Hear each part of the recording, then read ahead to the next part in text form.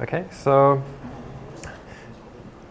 today I will be talking about something different from the previous hours.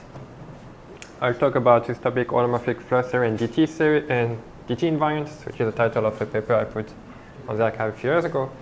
And unlike the previous lecture, there will be no theorem today. So there will be only heuristics and speculations. And I will not present the topic in what should maybe be the most logical way. I will present it in some kind of semi-historical way, which is supposed to explain how you might arrive and how I arrived at this particular story. So as a starting point, I will be recalling a few things about DT invariance. And then the goal of this talk will be to see how this topic of holomorphic flush theory kind of appear as a kind of answer you might ask here. But of course, you might ask different answers unrelated to that and still arrived at this topic. So what are DT invariants?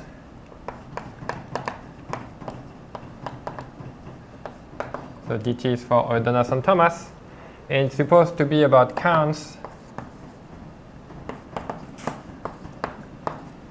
of stable objects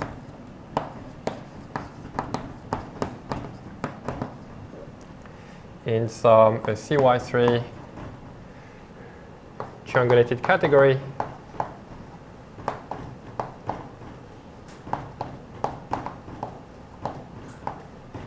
equipped with something which gives you a notion of stability for objects, so for example a Bridgeland stability condition.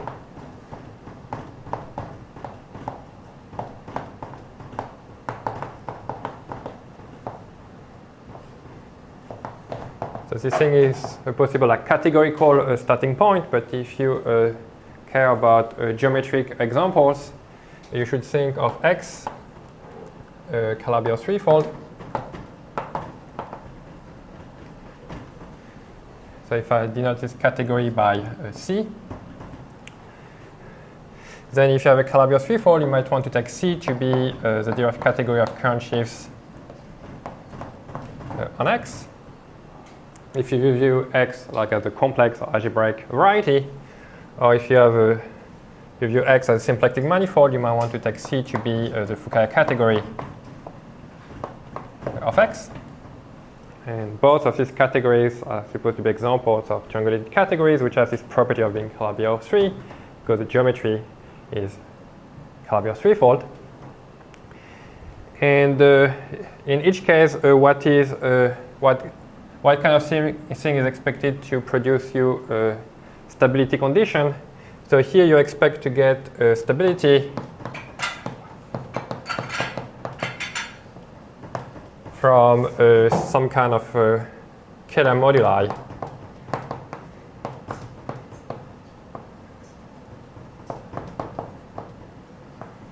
for X, and here the stability is supposed to be related to some kind of complex moduli.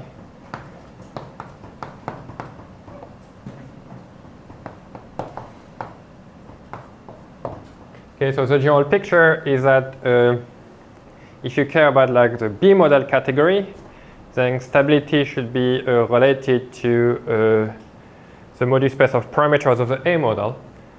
And if you start with a category on the A side, the space of stability should be related to something like space of parameters on the B side. And so in general, both of these things are kind of expectation or conjecture. So in the first case, the thing you should think about is that if you are near some large volume limit point in this scalar moduli, you go to infinity in some direction corresponding to the choice of line bundle, then stability should be something close to Giesecker stability for current shifts or vector bundles on X. And if you care about the Fukaya category, then if you are in the complex moduli of X, you have a particular choice of a volume form. And this choice of volume form gives you a notion of a special Lagrangian.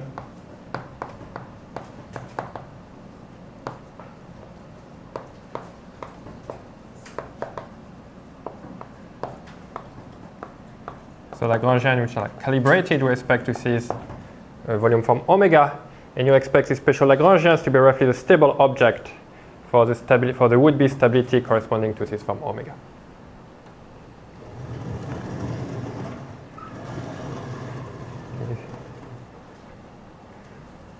So I will denote by U a choice of stability, and you should think either as some kind of choice of Keller parameter if you care about current sheaf, or a choice of complex parameter if you care about the Fukaya side.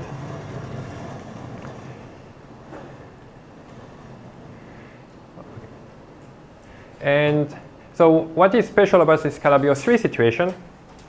So in the Calabi-Yau 3 situation, what is special is that the deformation space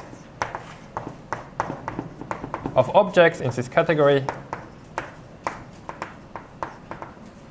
is kind of dual to the natural obstruction space. So this is like the first order, like the Turner space, first order deformation space. It's kind of naturally isomorphic to the corresponding obstruction space for objects. Dual. In particular, these two spaces are the same dimension. And so the expected dimension for moduli spaces of object is 0. So you expect to have 0-dimensional moduli space of objects, and so you might try to count them.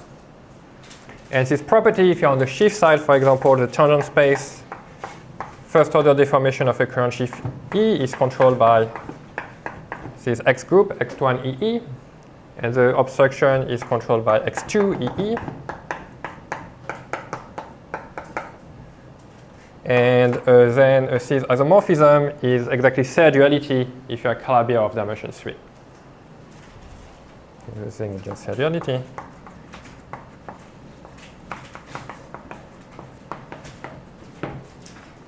Okay. So this thing is a basic reason to expect you should be able to count objects. And so you should fix gamma, some kind of, let's say, the topology of your objects. So maybe on the sheaf side, you should think of gamma as living in the even cohomology of your Calabi-Yau. It's like the collection of chain classes of your sheaves. And on the Fukaya side, you should think of gamma as living in H lower 3 XZ as being simply the homology class of your Lagrangians in your Calabi-Yau. And so for every choice of gamma and for every choice of stability U, there should be a dt invariance omega gamma U, which is a count of U stable objects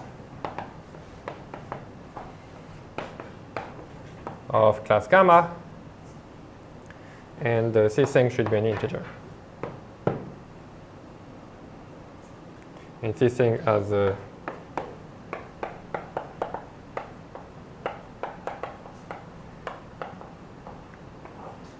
dt invariance.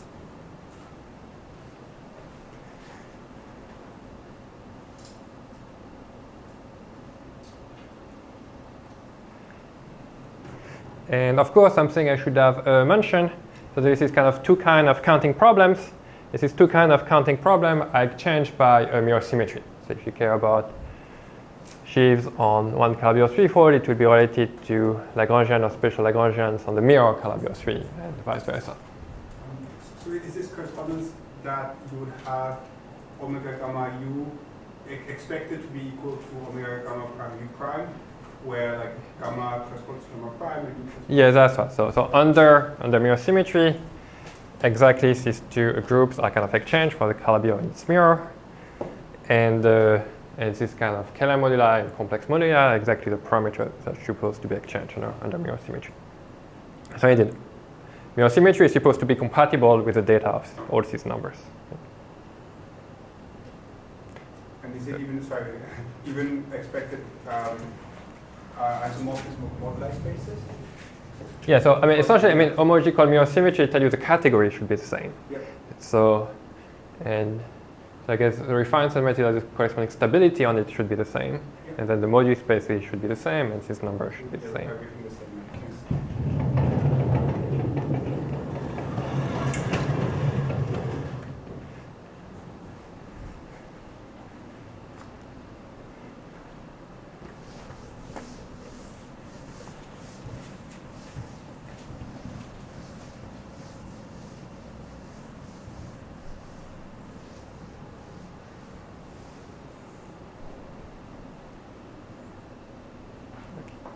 And okay, so for the point of view of this talk, or as a kind of motivation for this talk, the kind of key point is that these DT invariants depend on this stability parameter u. It's a count of stable objects.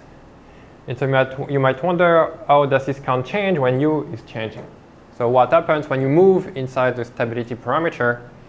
So what happens when you move inside the KLM moduli, if you care about sheaves, or what happens when you move in the complex moduli, if you care about Lagrangians? So what happens to omega gamma of u as a function of u?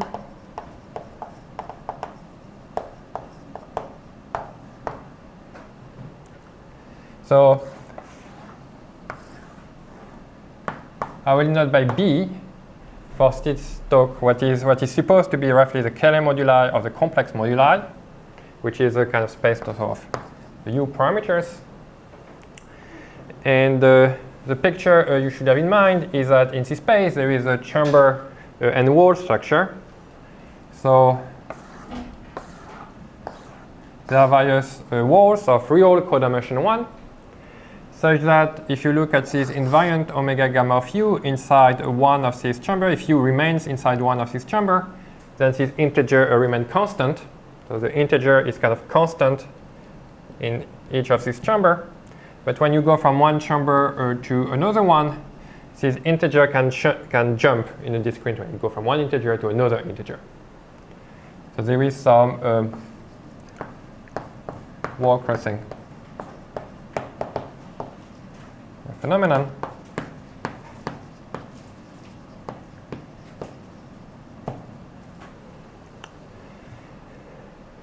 And in general, you might ask for a wall crossing formula. You might ask if you know the dt invariance here for some value of u, can you find the dt invariance here for a different value of u? And there is a very general wall crossing formula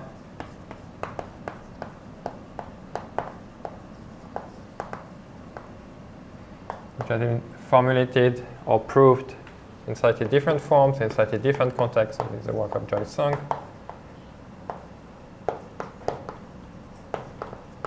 Patrick Soberman around 2008, which tell you exactly what happens when you cross a wall. It's telling you that if you cross a wall, and if it at the point u, if you know all the possible omega gamma of u for all possible gammas, then on the other side of the wall at the point u prime, you can find a collection of all possible dt invariants omega u prime. And so I will not review the details of this formula. Let me say something maybe about what the shape of this formula looks like, or like the first approximation to this formula is that omega of u prime, first of all, is like omega gamma of u, and then there will be corrections.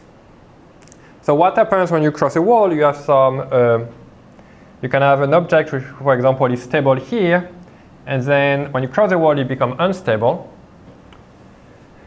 But the unstable object will always admit some type of other Narasimha infiltrations whose quotients will be stable, which means the object which are stable here, which become unstable here, is kind of made of stable object here.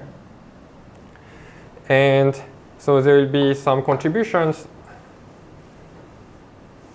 of the form, the way gamma could split into 2 gamma 1, gamma 2, for example, and then omega gamma 1,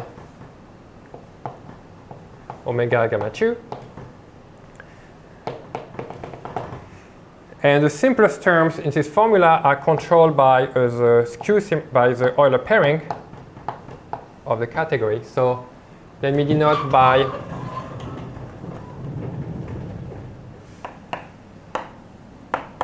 gamma, this discrete group where small gamma is living. And the observation is that on this group gamma, there is always a natural skew symmetric form.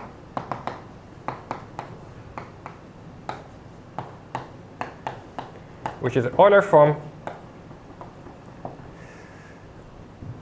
meaning that if you take the class of an object E and the class of an object F, then this pairing is equal to the Euler characteristic between the object E and F, the alternate sum of like X groups between them. So if it's about sheaves, it's like dimension of x0 minus dimension of x1 plus dimension of x2 minus dimension of x3. And exactly because we're Calabi-Yau 3, this form is Q-symmetric.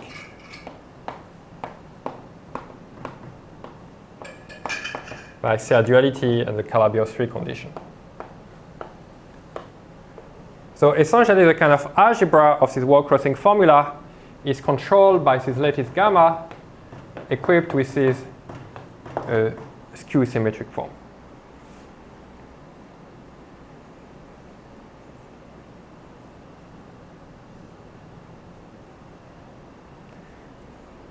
Okay, so there is this universal formula. So I did not show it like the detail of this formula, but there is a universal formula which only takes as input this data, and then there is some algebraic recipe to get what happens when you cross a wall. So do we have some finiteness property of the wall structure? So I think the general expectation is that if you fix a gamma and ask what happens to the particular invariance omega gamma, you might hope to have a locally finiteness picture. But if you care about like the full collection of omega gamma of u, then there will be no, it's like a scattering. And actually it will be kind of the point. So the algebra of this formula, for people knowing about that, is the same thing as the algebra of scattering diagrams.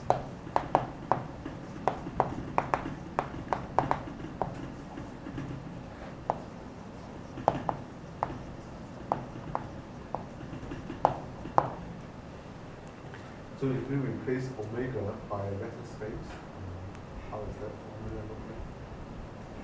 Yeah, good question. So, okay. So there is a natural, so indeed it's something which will play a role kind of later. So you might ask if there is some kind of natural categorification of omega, which is something you probably expect. So let me write here something like expect. Maybe this omega gamma of u should be maybe kind of category phi. Maybe to something I denote by h gamma of u, some kind of maybe graded vector space. I don't know. And maybe you expect that because your moduli space is not just zero dimensional, but it's really locally the critical point of a function. It's a -1 shifted symplectic manifold, so there should be a quantization of that, which like locally is like the cohomology of some sheaf of vanishing cycles for this function. With other characteristic will reproduce this number. So you might want to have some kind of, you expect to have some kind of categorification of this thing. And then you might ask what is the correct way to write down the wall crossing formula. And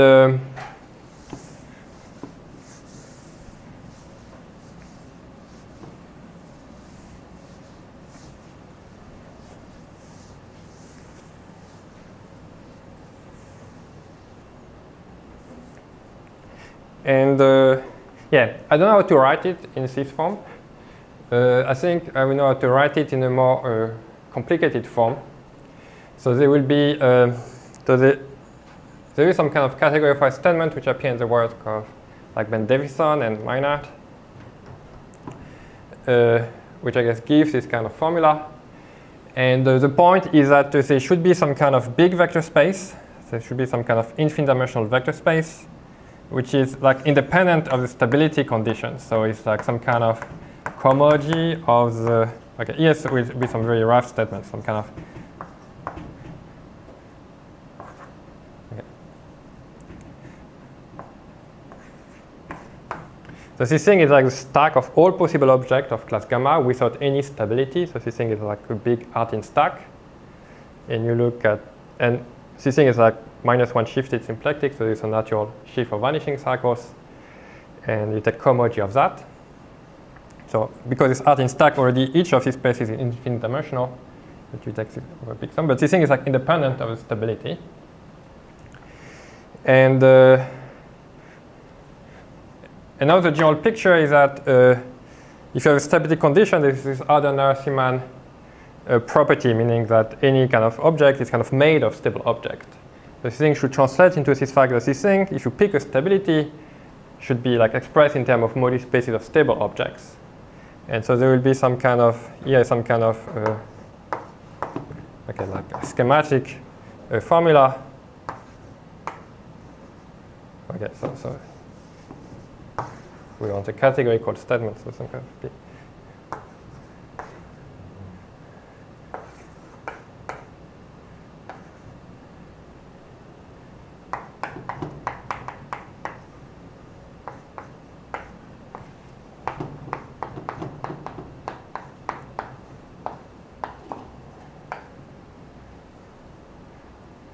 So here is some kind of a schematic formula where this thing has a kind of vector, has a kind of finite dimensional vector spaces we care about. This thing is just a cohomology of BGM, so this thing is just like roughly polynomial in one variable. And and this thing is a tensor product one needs to define very carefully. And the claim is that roughly this thing, which is independent of stability, is always equal to this thing. So if you take different stability, this thing for some u should be equal to the same thing on the other side. And the claim that this statement is some kind of categorification of the usual numerical wall crossing formula. What is the intrinsic reason that GM? Yeah, so this thing is actually very natural. It's like in all these categories, every object has a scaling automorphism. Because it's a linear category. If you think about vector bundles, every vector bundles already has a. Yeah, exactly. There is always a one-dimensional piece here. So because here some kind of stacky issue, it's like fully stacky, and here it's like stable object. So usually stable object, even stable object have sister automorphism, but you don't see it in the Morley space, like the stack, whatever. So this thing is like the sister automorphism, which is always there, which needs to be incorporated.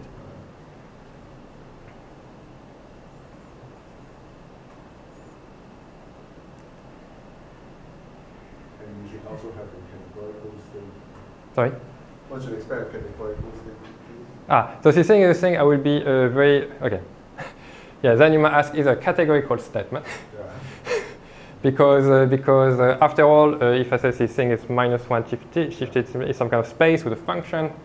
And so instead of looking at the cohomology of vanishing cycles, maybe you want to look at the full category of matrix factorization of this function on this space, or maybe you should get a category. And actually, from the point of view of this talk, maybe this last step will be, I don't know if it's, I'm still confused about it. I'm confused about it. So yeah, you might maybe expect a further category.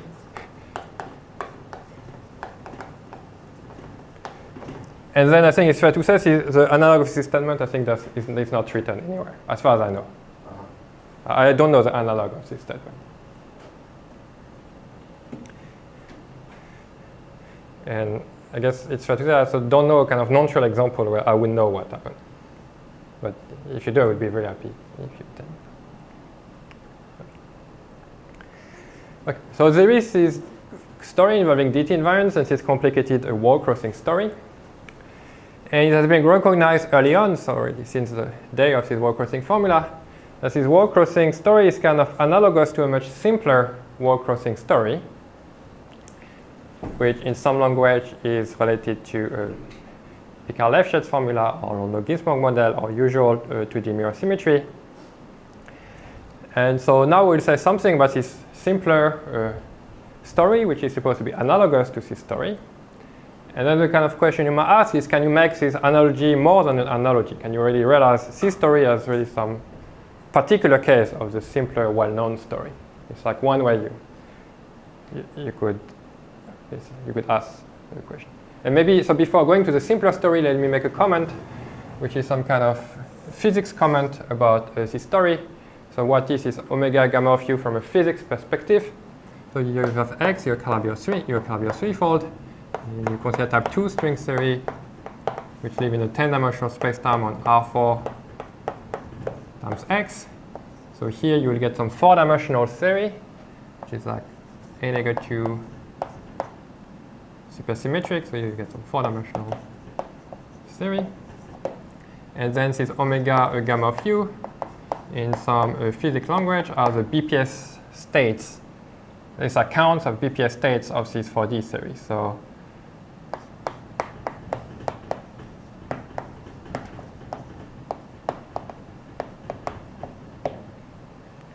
from the point of view of this four-dimensional series is that its gamma is a lattice of electric and magnetic charges.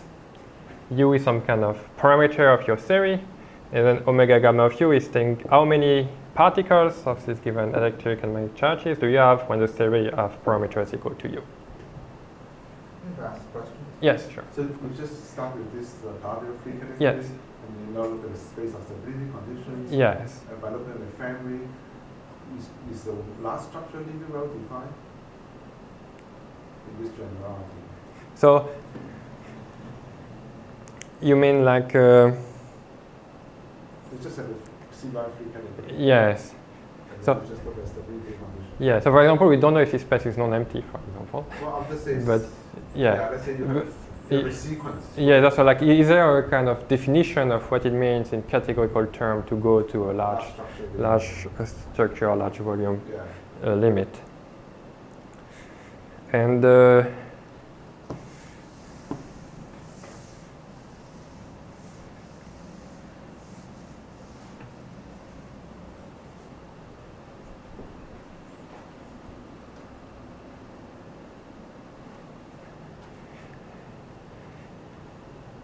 yeah, I think I don't know so I think the work of Alper and Leissner maybe has some proposal going in this direction. Like saying in this limit, maybe the category should. There's also this condition that what's the Cathira-Spencer class, you think is like nth power, where n is the dimension, all three in this case, probably all three categories, but that's non-vanishing. So that is in the Hochschild of the category. Yeah, that's right, that's right. This comes up in. So you deform the stability condition, then you pick your element in the Hochschild? Is that what I'm saying? Not sure what I'm saying, but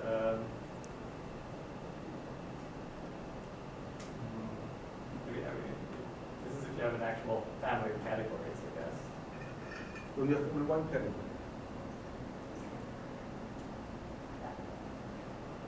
Yeah, so there's one category and we move in the space of stability conditions.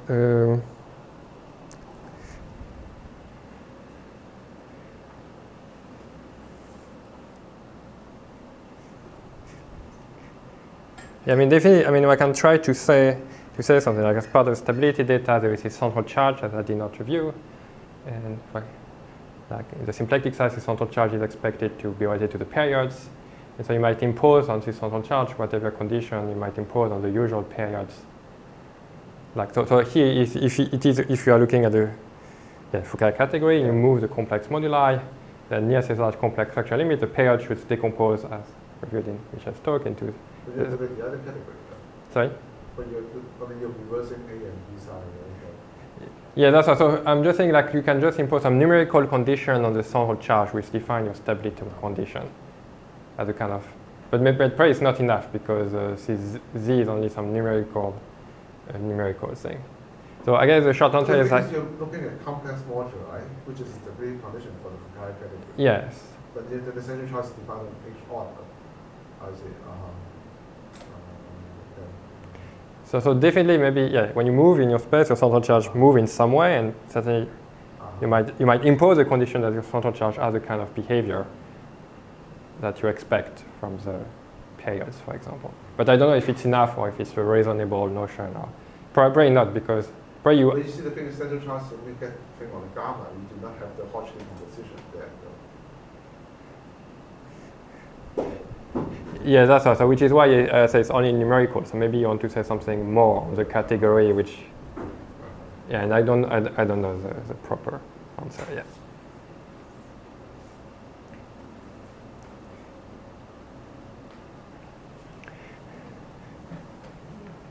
So for a few minutes, I will forget this story and talk about a simpler story.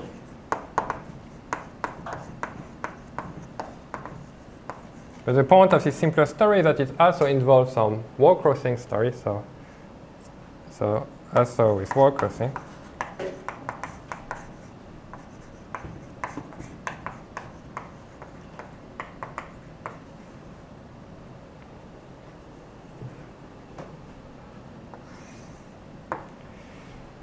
And in physics stories, this thing will be related to count of 2D BPS states, and it's related to the Chekhov alpha.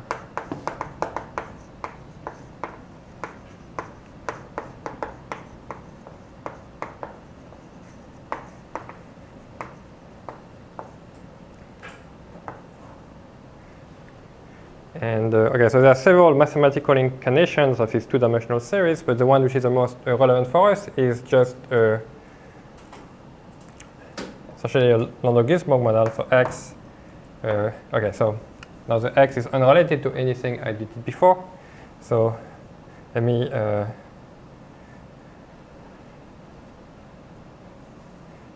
don't know if it will be confusing. Let me call M some Keller manifold.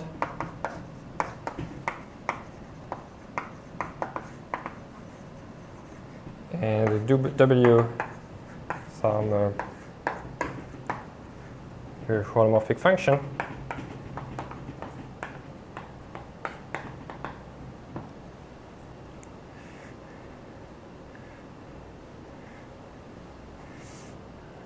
Okay, so, and for simplicity, let's assume that consider the simplest possible situation with finitely many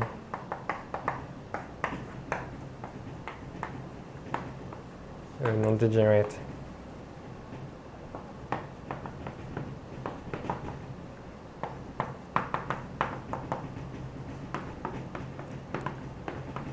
critical points. So maybe in the context of 2D mirror symmetry, maybe you will call that a Landau-Ginzburg model. And for example, you might find this thing, for example, as a mirror of some fun. For example, the mirror of a projective space. It's just a Laurent polynomial, Laurent Cn, which has finitely many non-degenerate critical points. And once you have a holomorphic function on a space, what you can do, so you can do many things, but you can try to do a complex version of a Morse theory. So in my space M, so of course I have a holomorphic function, so M is always non-compact. So I have my space M, and I have these finitely many critical points, P1, P2, Pn, and I have this function W mapping to the complex plane. And these critical points map to some critical values.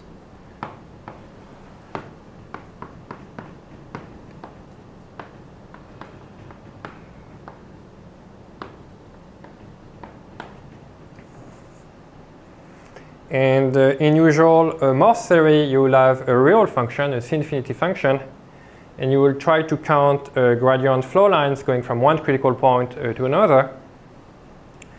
And in usual Morse theory, you would generically get these gradient flow lines connecting critical points having indices differing by 1. It is what gives you the differential in homology or cohomology from the Morse theory point of view. But here we have a complex valued function. And so you might try to do the obvious thing to try to get a real valued function out of this complex valued function.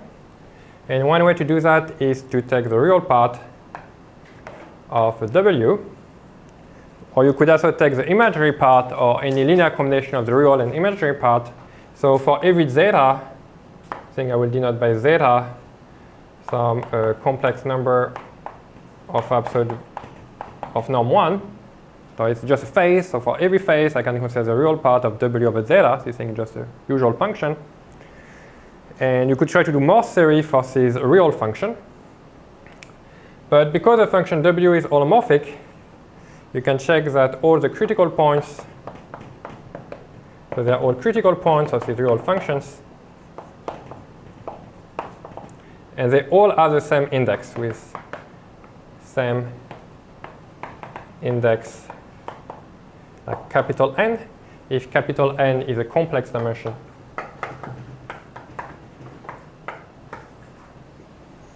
of M. So for generic zeta, there will be no gradient flow line connecting a pair of critical points. But for special values of zetas, there will be a gradient flow line.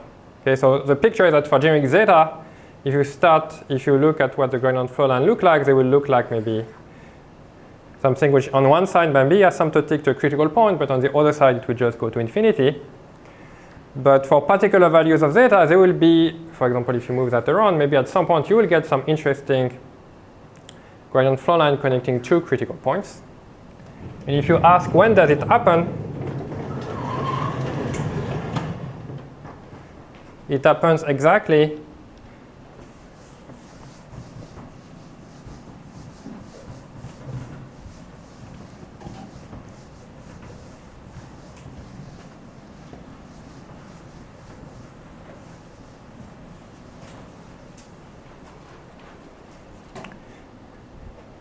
so if you have two critical points, pi and pj, so if you want to have a gradient flow line, you will need to peg this phase zeta to be equal to zeta ij. And I did not check the sign, but up to a sign, it's like the phase of the difference between the critical values.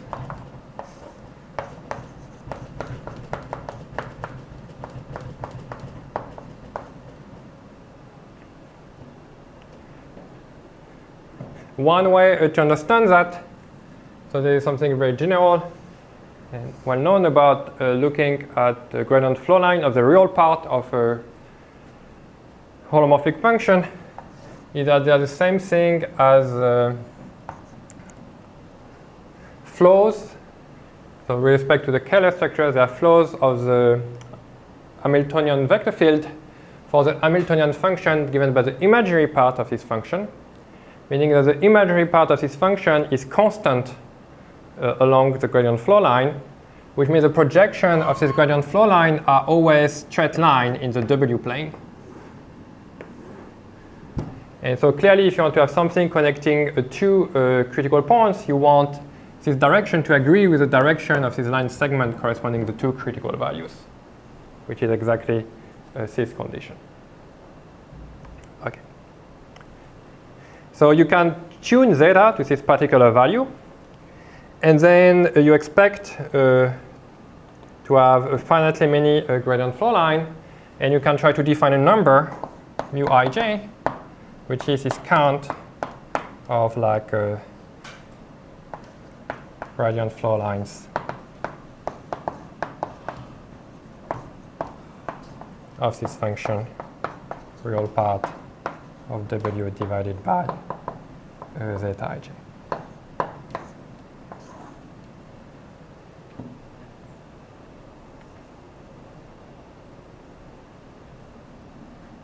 And these things are integers.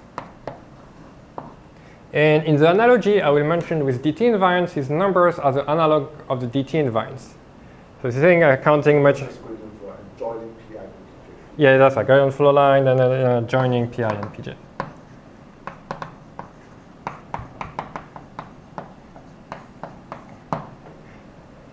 So in the dt case, I had this gamma, like chain classes or homology class, which are indexing my invariant. Here, my invariant are indexed by this pair of critical points. Okay, I get these integers. And as for dt invariance, there is a natural way to categorify these numbers.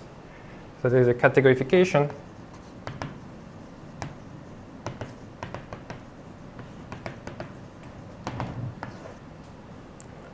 where, so you want some kind of differentials. So of course here when I say count, maybe it's count with signs, some kind of other characteristic story. And for categorification, you want some kind of complex, and the differential of your complex should be related to, so you want some kind of thing interpolating between two gradient flow lines. So you want something which in Floer theory maybe will look like some kind of holomorphic curves. And here in this setup, the correct things to consider are some kind of perturbed holomorphic curves. There will be things which are solutions. So this thing is like it's like two-dimensional depending on two variables t and x. And the relevant equation is maybe it's like dtu plus g dxu. So if this thing will be equal to 0, this thing would just be the holomorphic curve equation. And but you perturb that by the gradient flow of this real part of w over zeta.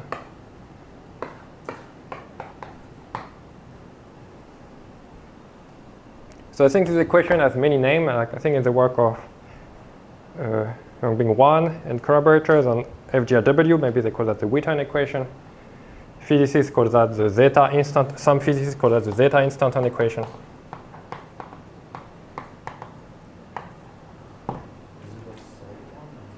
And the gradient flow line equation here is the one called the soliton equation. So this thing is the zeta soliton equation.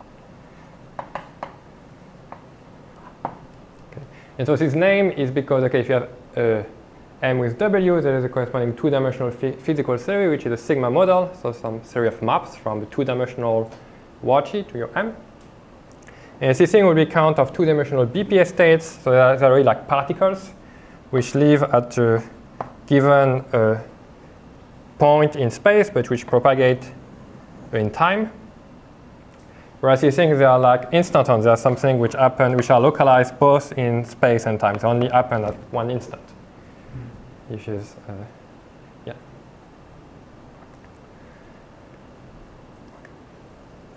And so, yeah, so out of count of these objects, you might try to define a categorification of these mu ij.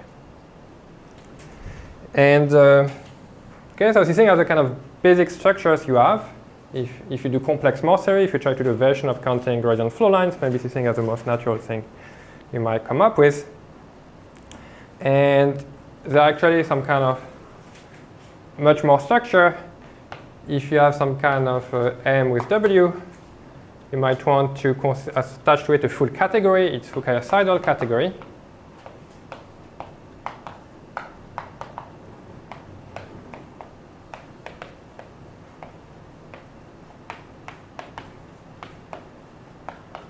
Which is like the A side category of this LG model from the 2D mirror symmetry point of view. And the most traditional way to describe the Fukaya-Seidel category is in terms of left-shade symbols. So essentially, you look at one of these critical points, and you look at all gradient flow lines of this function asymptotic to these critical points, and what you get is something which is naturally Lagrangian. They call Li some Lagrangian inside M, which goes to infinity. As if for generic zeta, this Lagrangian project to some line going in straight from the critical point to infinity. So you get this kind of non-compact left-shade symbol Lagrangian. And then you might try to cook up a Fukaya type category with basic object as is Lagrangian. So you can try to define like a morphism by counting holomorphic disk with boundary on this Lagrangian, appropriately perturbed, and so on and so forth. And you might ask, what is the relation between this kind of purely Floer theoretic story and this other story? And the expectation is that they are kind of essentially two different ways to encode the same information, so there is some expectation. So which appears in the early work of Idis, and there is some physics work of Gayotomo Wheaton.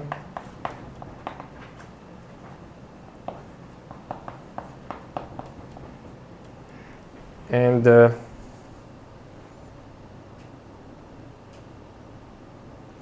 I'm sure there is more work. I guess I'm sure there is a name of, I think there's a mathematical work which actually realized a part of the expectation. which is that you might you should be able to cook up the Fukaya-Saddle category, starting from this data of gradient flow lines.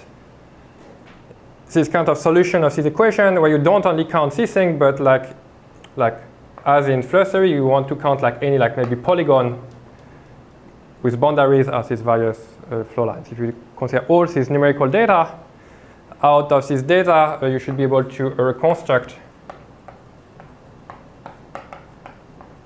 the Fukaya-Saddle category.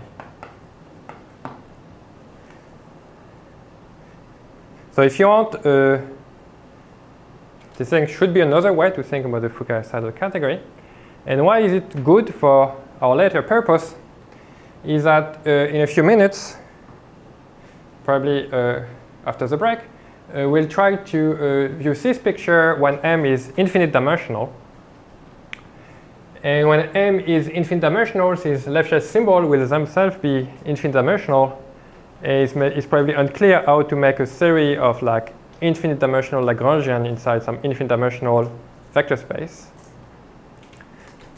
But if your theory is made entirely of this kind of count of PDEs, maybe these PDEs will have analogs in this infinite dimensional context, and this thing will give you a way to access the categorical structure. So the boundary condition on the instant equation? Yeah, so essentially the boundary conditions are exactly these gradient flow lines. And I think anyone needs to be careful. I think if you think about it, it's very confusing. Because I think here, the zeta is kind of generic, but this thing only exists for zeta ij. And so you need to kind of rotate the zeta to zeta ij near the boundary. So there is some. Okay. I think if you think about it, it might look confusing. But I claim at the end of the day, there is a natural sense in which you can take the gradient flow lines as some kind of boundary conditions for this equation.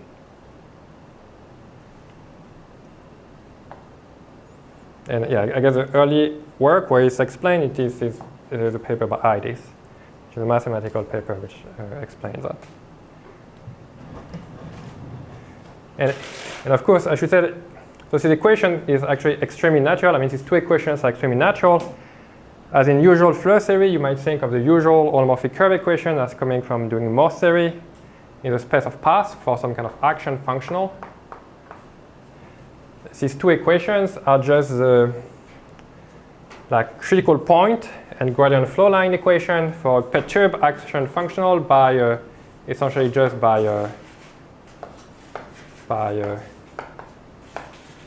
these functions. So it's just action is a Hamiltonian, whatever. It's the most natural thing you might come up with. So maybe if you think about this infinite dimensional motivation, it should be clear. Okay, I claim this thing is a gradient flow line equation in infinite dimension. And this thing are critical point condition in infinite dimensions. It should be true that this thing is kind of natural boundary for that.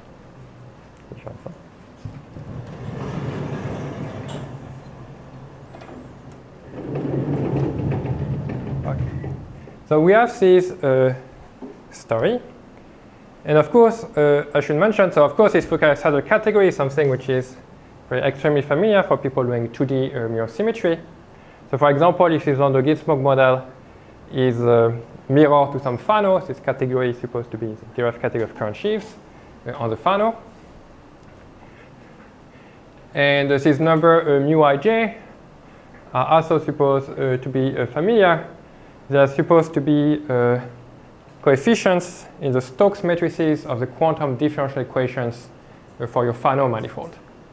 So if you have a Fano, it's a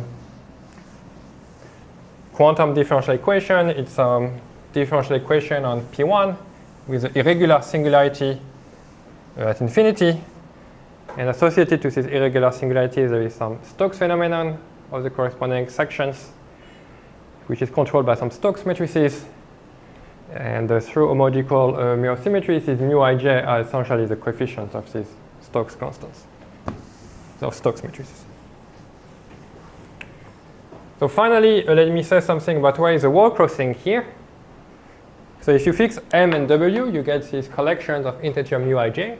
So here the remark is that you only get finitely many numbers because you get a number for every pair, and if there's finitely many critical points, you only get finitely many integers.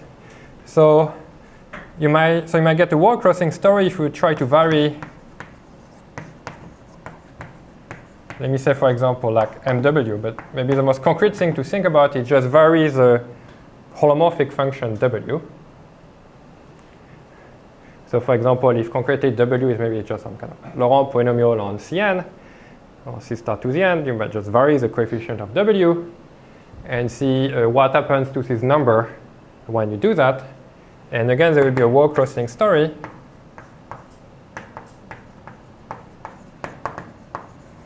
And there will be a word crossing happening if when you vary the, let's say, W, so the position of the critical values in the complex plane will change.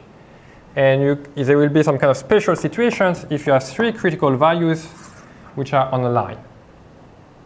So if you have like W pi, W pj, W pk, then something special will happen and these numbers will jump. So these things are like the walls. If you look in the space of like all possible W's or some particular space of particular deformation of W, there will be real co-dimension 1 walls, which are the places where 3 poles of critical values get aligned. So there will be some jump of this mu ij. And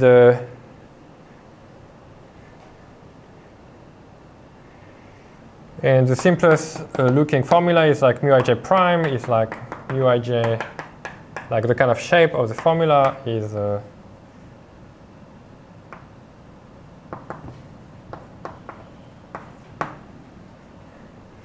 something like that. So maybe you have some of this gradient flow line which kind of split into gradient flow line containing 2 other pairs of critical points. And so you get we get some formula looking like that. And if you think about it in mathematical terms, it's more or less equivalent to Picard-Lefschetz formula, which is going to be some monodromy W. Or in physics, yeah, that's maybe for this picture to look better, let me put K here and J here. Yeah, thank you. Or in the physics language, it is what is called the Chekhov-Vafa word crossing form.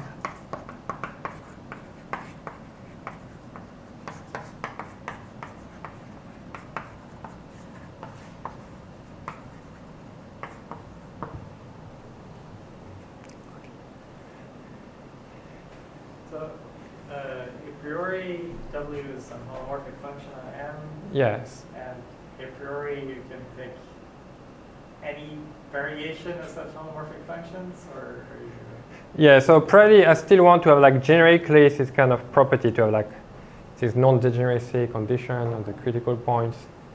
And yes, actually I don't know. Actually, I will probably have to think to find. Yeah, I will have to look through the literature to find actually what is a proper theorem, which. Like what are the correct assumptions for which is in AS3? I will have to think about it. But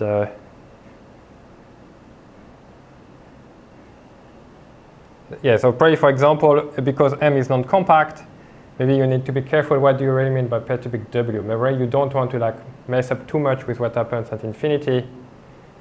Like maybe just like adding up a function which grows very quickly or very slow at infinity is probably a bad thing to do. So probably you need, yeah. When I say perturbation of W, you probably need to be very careful. And I think the rough picture, you want a perturbation which in some sense does not affect the asymptotic behavior.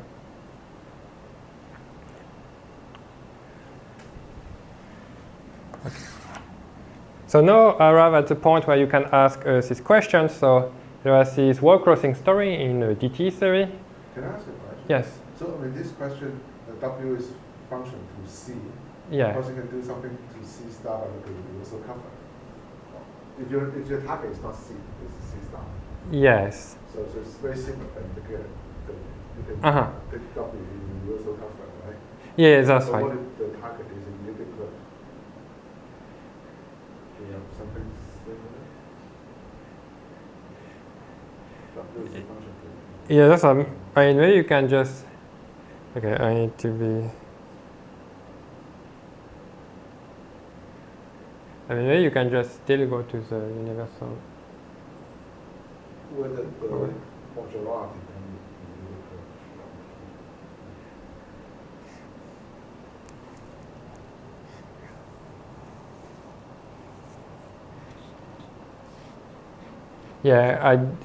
I don't know what to do in this case. So, yeah, let me say that.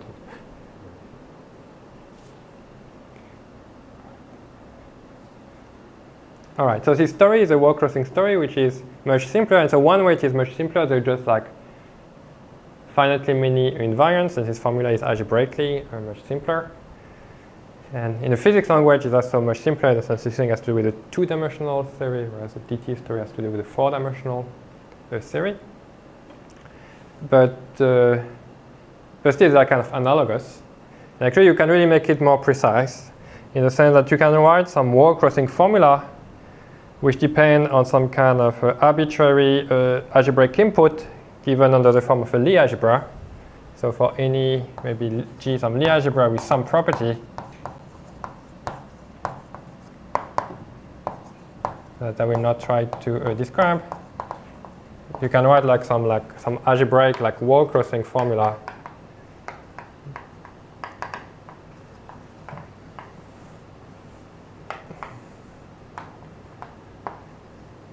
depending on G. And the claim is that you get this Chekhov-alpha word crossing formula when this algebra is simply the algebra of n by n matrices, where n is a number of critical points. So it's quite natural. If there's mu ij, you can naturally think of that as the ij coefficient of some n by n matrix. And you can rewrite this identity as being some product of some n by n matrices is equal to another product of n by n matrices. And so this thing you get is a 2D story. And the claim is that the Kontsevich-Sauberman word crossing formula for DT invariant fit into the same formalism if you take for G some infinite dimensional Lie algebra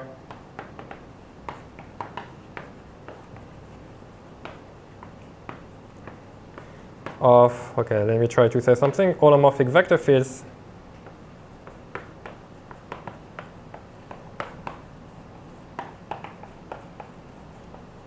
on the torus. Okay, so what will be my torus?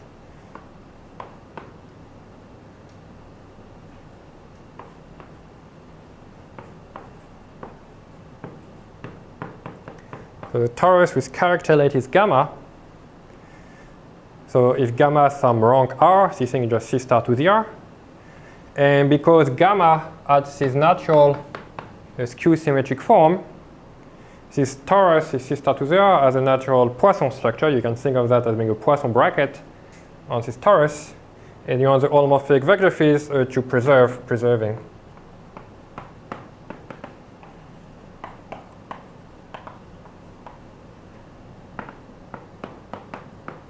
The Poisson structure.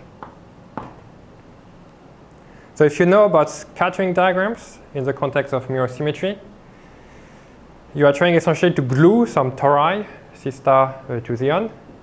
And in the mirror symmetry context, this C star to the n have a natural volume form, and you try to cook up a Calabi-Yau. So you want to glue this C star to the n by some volume preserving automorphism to produce your Calabi-Yau. And here, what is relevant for DT, there is a special case of that. So your vector fields are not only volume preserving, but they are essentially like symplectic structure preserving. Because in this context, you really have this skew symmetric pairing of DT theory. So what's happening here is like spatial. And yeah, so maybe what I'm saying is that there is this story, but there could be a third story, which is like Lie algebra of holomorphic vector fields, which are just volume preserving, which are the one relevant for reconstruction in mirror symmetry. And they all fit into some kind of same algebraic framework. And so I will stop now. Sorry for being over time. And so in the next hour, we'll ask a question, can we be more precise and really realize the 4D story as a special case of the 2D story? Okay, so I'll stop there.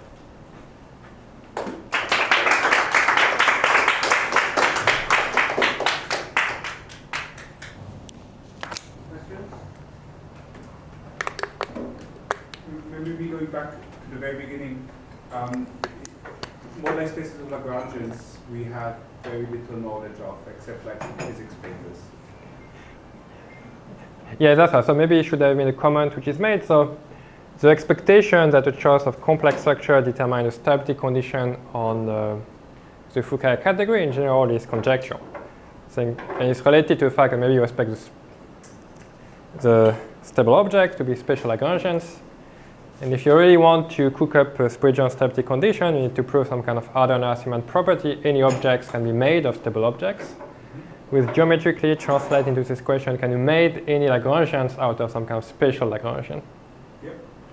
And which is some kind of difficult analytic question. So there are a few like toy models for which you can make this picture precise. If your symplectic manifold is like real dimension 2, like a Riemann surfaces, then your Lagrangian are just curves, and special Lagrangian are just geodesics, or like maybe straight lines.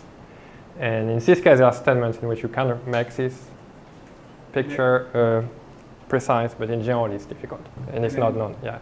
And then moduli space of Lagrangians should be like, I don't know, what is a moduli space of Lagrangians? At least conjecturally.